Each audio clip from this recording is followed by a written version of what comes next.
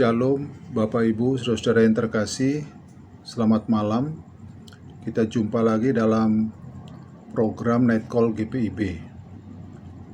Perkenalkan, nama saya Pendeta Yohanes VP Palar, selaku Ketua Majelis Jemaat GPIB Immanuel Batam.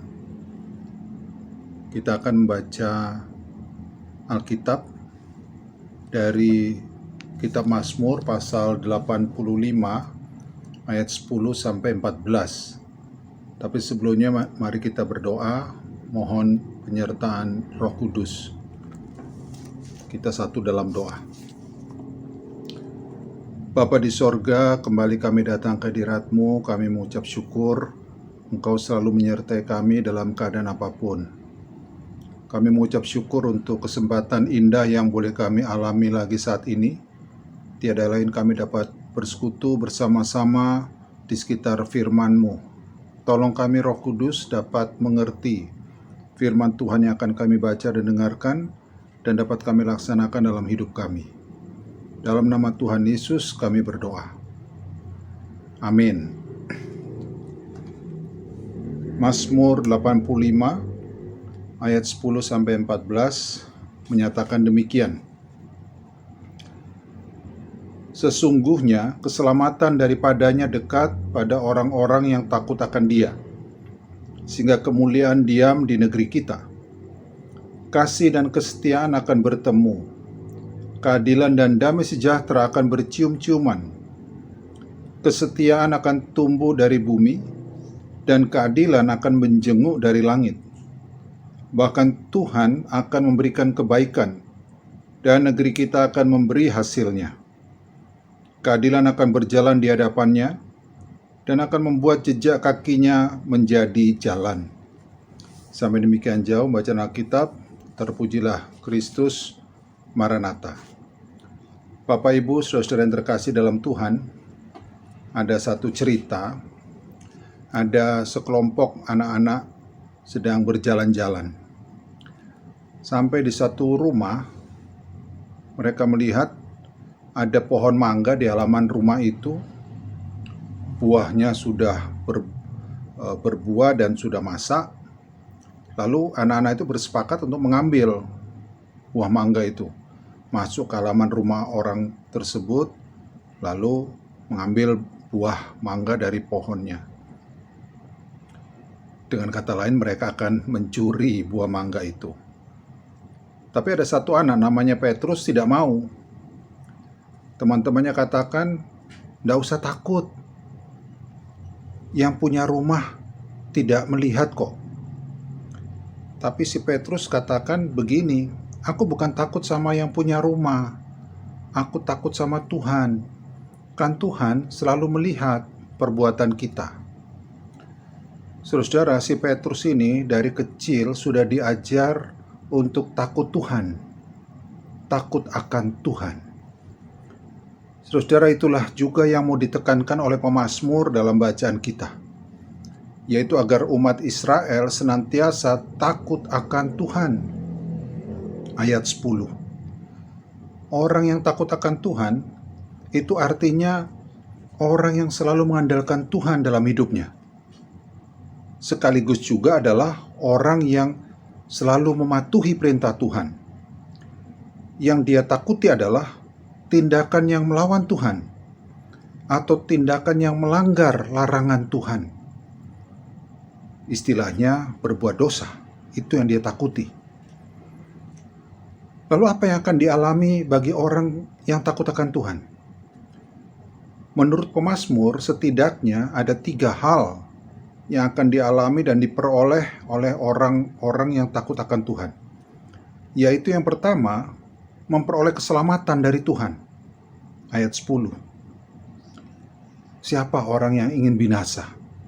Tidak ada. Atau siapa orang yang tidak ingin selamat? Tidak ada. Semua orang ingin selamat dan semua orang tidak ingin binasa. Ya. Tapi bagaimana caranya? Di sini pemazmur tunjukkan caranya, yaitu hidup yang takut akan Tuhan. Kedua, orang yang takut akan Tuhan akan merasakan kasih dan kesetiaan dalam hidupnya. Ayat 11a dan 12a, terutama merasakan kasih dan kesetiaan Tuhan. Tuhan akan selalu menolong dan memberkati dia. Tuhan juga selalu menjaga dan menyertainya. Tuhan tidak pernah membiarkan dan meninggalkan orang-orang yang takut akan Dia, yang takut akan Tuhan. Ketiga, orang yang takut akan Tuhan akan merasakan keadilan dan damai sejahtera. Ayat 11b, 12b, dan ayat 14. Saudara-saudara, semua orang ingin diperlakukan yang adil, dan semua orang ingin mengalami dan merasakan damai sejahtera. Nah, Tuhan akan menolong orang yang takut akan Tuhan untuk memperoleh keadilan dan merasakan damai sejahtera di dalam hidupnya. Singkatnya, orang yang takut akan Tuhan akan merasakan dan mengalami kebaikan Tuhan. Ayat 13. Begitu pula dengan kita, saudara-saudara. Hendaknya kita juga menjadi orang-orang yang senantiasa takut akan Tuhan. Artinya kita menjadi orang-orang yang selalu mengandalkan Tuhan, selalu mematuhi perintah Tuhan, tidak mau melawan Tuhan, dan tidak mau melanggar larangan Tuhan. Kalau kita bersikap demikian, maka kita pun yang pertama akan memperoleh keselamatan dari Allah dalam Yesus Kristus. Yesus Kristus datang ke dalam dunia untuk memberikan keselamatan kepada orang yang percaya kepadanya dan yang selalu hidup takut akan Tuhan. Kedua, kalau kita takut akan Tuhan, kita akan merasakan kasih dan kesetiaan Tuhan. Kasih Tuhan itu nampak, yaitu kita selalu diberkati oleh Tuhan. Kebutuhan kita Tuhan sediakan, Tuhan cukupi. Lalu kesetiaan Tuhan itu nampak, kita selalu disertai dan dijaga oleh Tuhan dalam situasi apapun, termasuk situasi pandemi seperti sekarang. Yang ketiga, kalau kita takut akan Tuhan, kita akan merasakan keadilan dan damai sejahtera dari Tuhan. Tuhan akan menolong kita mendapatkan keadilan dan damai sejahtera dengan cara-cara Tuhan yang ajaib. Dengan kata lain, saudara-saudara, kalau kita takut akan Tuhan, kita akan menerima kebaikan Tuhan. Nah, kita yang sudah menerima kebaikan Tuhan, dituntut pula untuk melakukan kebaikan kepada sesama kita.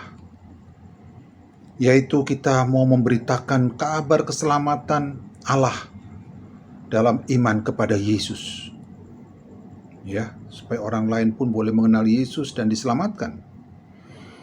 Kita juga mau menyatakan kasih di tengah-tengah kebencian, di tengah-tengah kekejaman di sekitar kita. Kita juga mau setia, memegang dan melaksanakan janji-janji kita. Janji kepada Allah, janji kepada sesama. Kita pun mau berlaku adil dan memperjuangkan keadilan itu di tengah-tengah ketidakadilan. Kita juga mau dan diminta menebarkan damai sejahtera di tengah kesengsaraan, di tengah pergumulan. Kita boleh membawa damai sejahtera kepada sesama, terutama mereka yang membutuhkan.